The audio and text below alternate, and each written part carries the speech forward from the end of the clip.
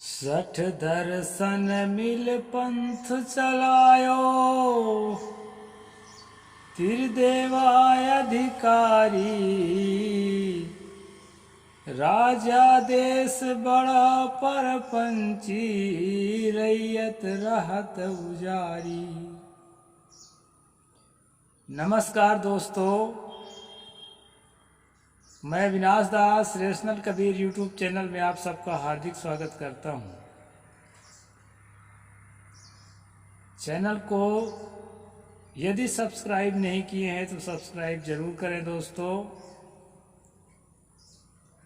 Bell icon को press करें, all notification on रखें, लाइक और कमेंट जरूर करें और अपने हर साथियों तक वीडियो को पहुंचाएं।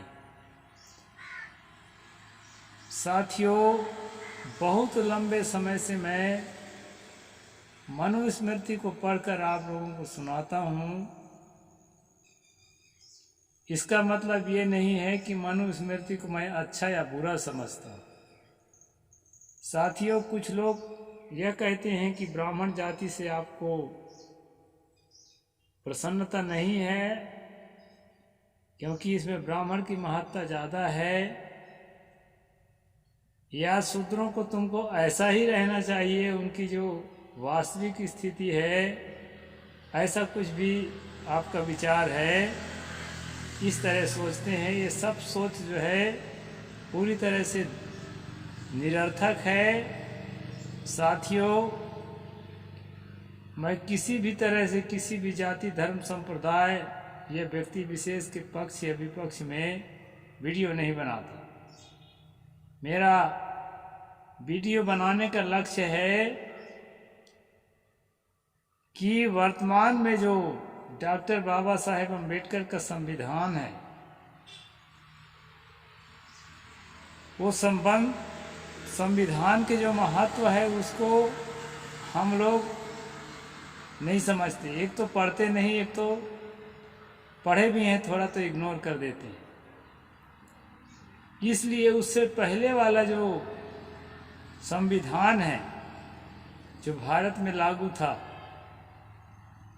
उसको पढ़ना जरूरी है ताकि जो है हम ये समझ सकें कि हम किस अंधेरे से निकल करके इस उजाले तक पहुँचे हैं। साथियों, अंधेरे के सापेक्षता से प्रकाश का महत्व होता है।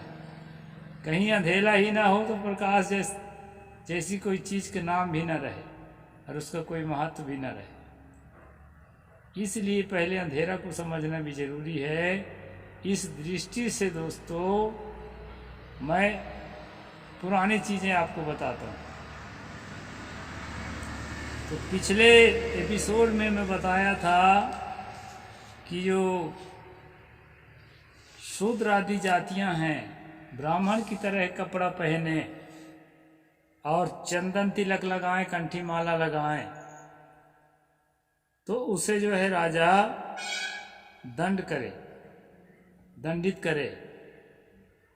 और कौन सा दंड देना है? उन्हें चोरों का दंड देना है। चोरों का दंड मैं पहले बता चुका हूं दोस्तों, चोरी वाला प्रकरण में।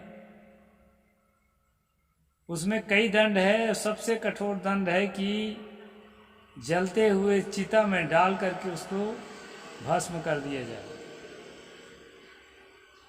तो वही सजा जो है ब्राह्मण की तरह कपड़ा पहनने से है। मृत्युदंड देने की सजा है। जैसा कि रामायण में आया है कि शंबुक जब ब्राह्मण की तरह साधना भजन का काम करने लगा श्री राम के राज में, तो श्री राम ने जाकर के उसके गर्दन काट दी। कि किसी ने कहते हैं पेट में छुरा भोंक दिया।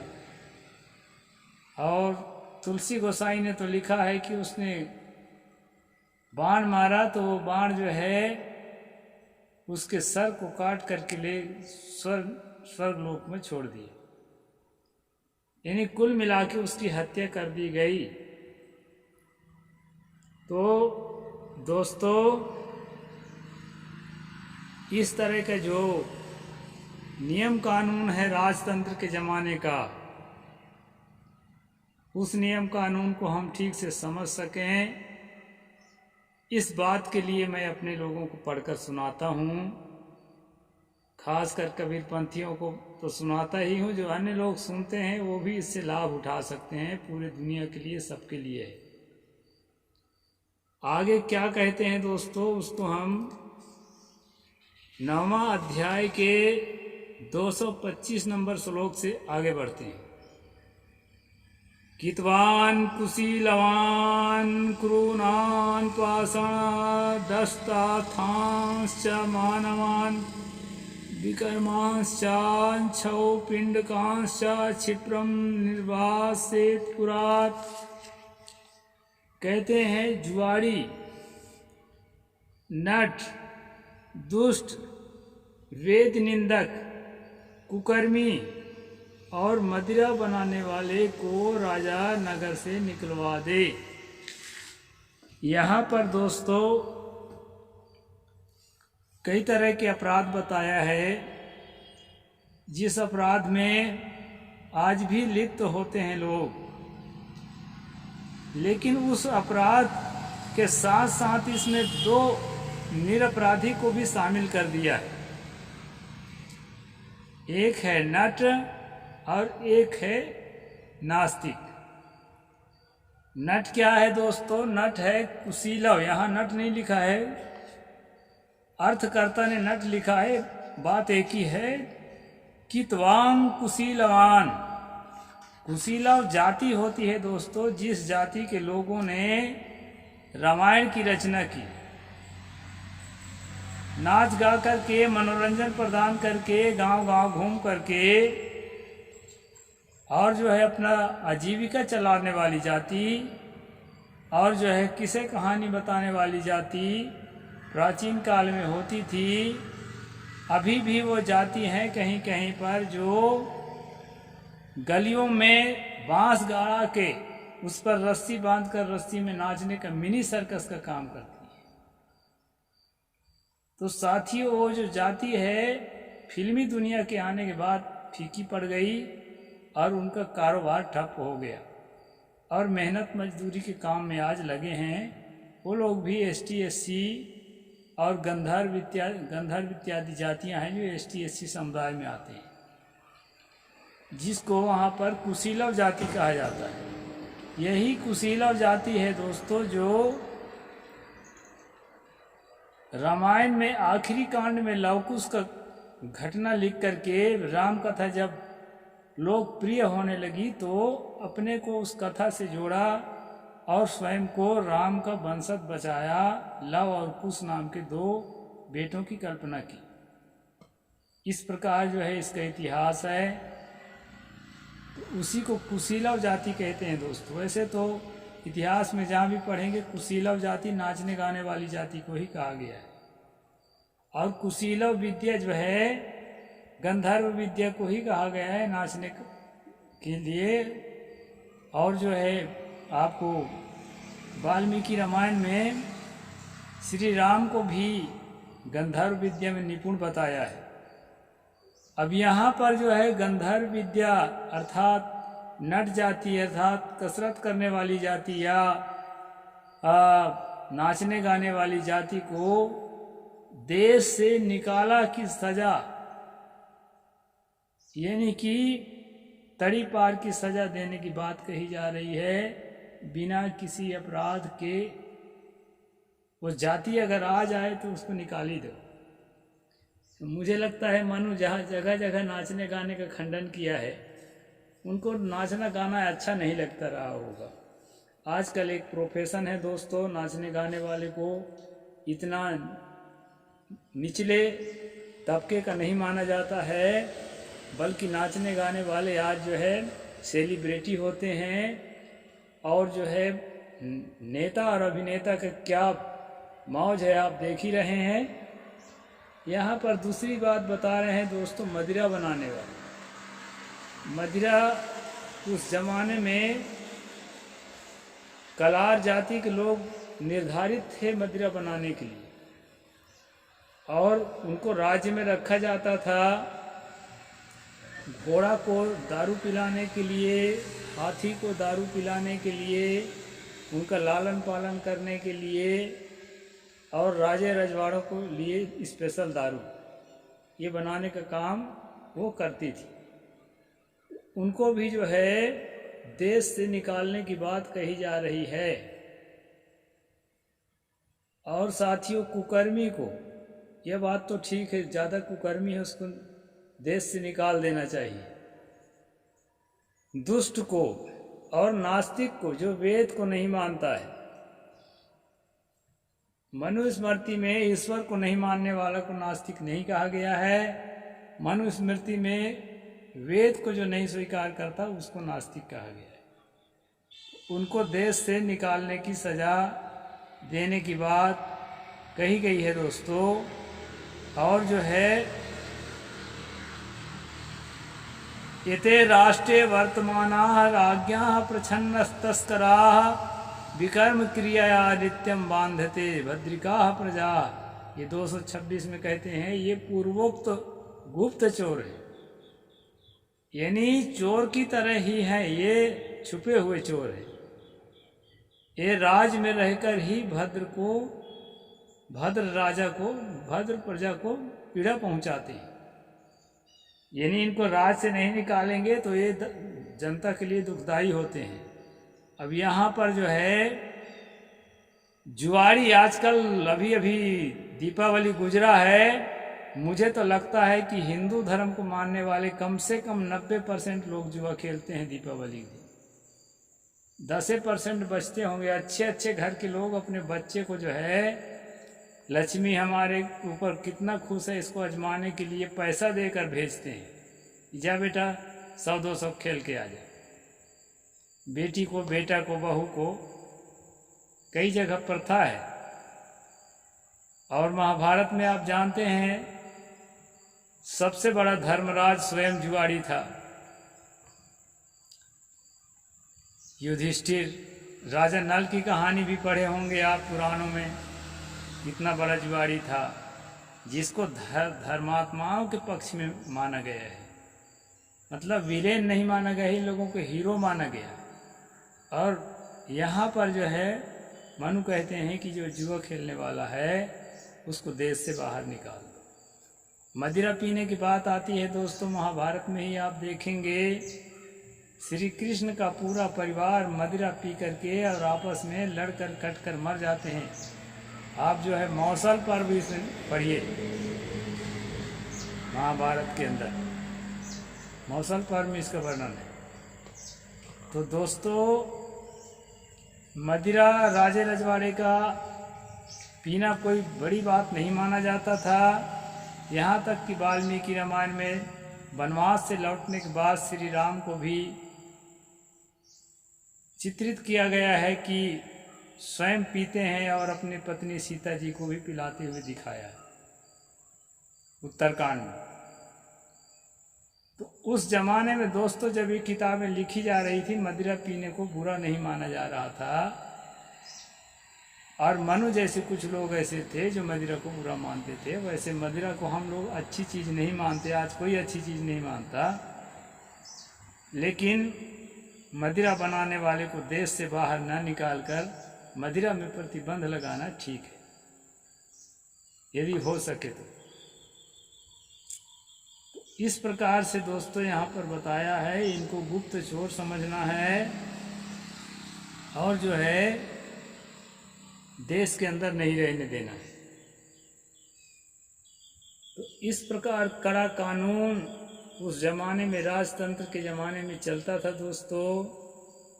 और भी मैं कुछ बता दूं, द्यूत में तत्पुरा कल्पे दुष्टम वैरकरम महत तस्मातम दूतम न सेवेत हास्यार्थम मपि बुद्धिमान। यह द्यूत पूर्व काल में ही बड़ा ही बैर कराने वाला सिद्ध हो चुका है, इसलिए बुद्धिमान हास विलास के लिए भी इसका कभी सेवन न करे। द्यूत यहाँ जुआ की बात है, प्राचीन काल में बहुत ही नुकसानदायक रहा है, इसलिए इसको जो है मनोरंजन के लिए भी अच्छे लोग ना खेलें। ये शिक्षा जो है मन उनकी बहुत अच्छी है। इस बात को मैं 100% स्वीकार करता हूँ, जो इन्होंने जुआ को अच्छी चीज़ नहीं बताया है। लेकिन यह बात अलग है कि उसके लिए सज़ा क्या हो या उसको प्रतिबंधित रखा जाए। देश निकाला बहुत बड़ी बात होती है दोस्तों। जितनी हम लोग कमा कमा के धन संपत्ति रखे हैं, घर द्वार बना के रखे हैं, सब कुछ छोड़ करके अगर भारत से बाहर हमें भेज दिया जाए, वहाँ भी वीज़ा ना मिले, रहने की जगह ना मिले, तो क्या करेंगे। हालांकि जुआ खेलना अच्छी बात नहीं है और मदिरा पीना भी अच्छी बात नहीं है। इससे हमारे लोगों को मुक्त होना चाहिए। यहाँ पर मनु की बात के करीब मैं जा रहा हूँ। यानी कुछ बातें ऐसी है जो अस्वीकार करने योग्य नहीं है। यहाँ पर आगे फिर क्या कहते हैं दोस्तों, प्रच्छन्ने वा प्रकाशम वा तन्निवेशेत सो नरः तस्य दंड विकल्पः स्यात् देष्ठम नृपतेस्तथा। जो मनुष्य छिपकर अथवा प्रकाश रूप में जुआ खेलता हो, राजा उसे उचित और यथेष्ट दंड दे। यानी यहाँ पर जुआ खेलने वाले का दंडित करने की बात कही गई है। ये कानून आज भी लागू है दोस्तों। जुआ खेलना दंडनीय है। आज भी जो है संवैधानिक तौर तरीके से जुआ नहीं खेला जाता है, और जो है जुआ खेलने वाले को दीपावली के दिन भी पुलिस गश्त लगाती है और पकड़ कर ले जाती है। तो यहाँ पर मनु का कानून ठीक था, तो इसको जो है आज के संविधान में भी स्वीकार किया गया है। उसका रूप थोड़ा बदला हुआ है, बस इतनी बात है। षड्वित शूद्र्यो निस्तु दंडम दातुम कुर्वन् आरण्यम कर्मणा गच्छेद् दीप्नो दद्याच्छन्नैः शनैः। 229 नंबर। यदि क्षत्रिय, वैश्य और शूद्र दंड जुर्माना आदि देने में असमर्थ हों तो इनसे काम लेकर दंड वसूले। यानी उनको अर्थदंड जो है निर्धारित किया गया है, वैश्यों को, शूद्रों को, क्षत्रियों को। तो दोस्तों अगर उनके पास पैसा नहीं है, उनको 1000 का जुर्माना हम लगा दिए, तो यहाँ मनु कहते हैं उनको मजदूरी कराओ, काम कराओ और उसी से पैसा काटो। लेकिन जो है अगर ब्राह्मण जो है जुर्माना भरने में असमर्थ है, तो उसको ऐसा ना करो। उसको क्या करो, धीरे धीरे वसूली करो। किस्त, छोटा किस्त लगा दो कि धीरे धीरे हर महीना में 20 रुपया 30 रुपया भरता रहे, और वो जो है दोस्तों अपना पूरा कर दे। इस प्रकार अब इस तरह से जो बीच बीच में कानून आया है, तो अपने खानदान को जो है राहत पहुंचाने का प्रयास यहाँ सुमति भार्गव ने किया है मनु के नाम से। तो ये दोस्तों ये बदमाशी है। किसी भी जाति का आदमी अगर एक तरह का अपराध करता है तो उसको एक ही तरह का दंड मिलना चाहिए। एक ही अपराध का अलग अलग जातियों के लिए ऐसा नहीं है कि यहाँ पर। यही तो मैं कहता हूँ कि मनुस्मृति या हिंदू धर्म जो है ना, सिर्फ और सिर्फ एक जाति की भलाई करता है, सिर्फ एक जाति की, क्षत्रिय की भी नहीं है। यहाँ देखिए वाला श्लोक में सबको एक डंडे से हाँक दिया है ब्राह्मण को छोड़कर। यानी ब्राह्मण को धीरे धीरे जो है किस्त, आसान किस्तों में उसको वसूलना है। अब बाकी लोगों को डंडा मार मार के काम कराओ, खेत में ले जाके और काम करा के फिर उसके जुर्माना को वसूली करो। इस प्रकार से दोस्तों ये कठिन कानून बाबा मनु की है, और जो है आगे मैं फिर बताऊंगा और समय ज़्यादा हो जाएगा। अब हर रोज़ समय नहीं निकाल पाता, लेकिन प्रयास करूंगा कि जल्दी से इसको पूरा करूं। 9 अध्याय पहुंच गया हूं, 12 अध्याय तक पहुंचना है। तो साथियों, ये मनुस्मृति है, ये राजतंत्र का कानून है। और इस कानून को ठीक से समझने के लिए पिछले एपिसोड जितने हैं इस चैनल में डाले हैं, उस सबको आप क्रम क्रम से बार बार देखें, अपने साथियों को दिखाएं। छोटा चैनल है, प्रसिद्ध नहीं है, इसमें बढ़िया एडिट नहीं करते हैं, सादा वीडियो बनाते हैं, क्या इसको देखें, ऐसा मत सोचिए। ये बातों को समझने वाला चैनल है। मेरे पास बहुत संसाधन नहीं है, केवल मोबाइल सामने में रख के बनाता हूँ। इसलिए दोस्तों, अधिक से अधिक लोगों तक वीडियो को पहुँचाएँ, अपने सभी मित्रों तक पहुँचाएँ, और मनु के एक एक कानून को, एक एक आर्टिकल को भारत के जन जन तक पहुँचाएँ और सबको जानें, और भारतीय संविधान के महत्व को समझें कि किस अंधेरे से निकल करके हम किस प्रकाश में आज जी रहे हैं। भले आज ठीक से इम्प्लीमेंट नहीं करने के कारण आज भी बदमाशी होती है, लेकिन दोस्तों संविधान में बदमाशी नहीं है। तो आज यहीं तक। साहेब बंदगी, जय जोहार, जय भीम, जय भारत, नमो बुद्धाय।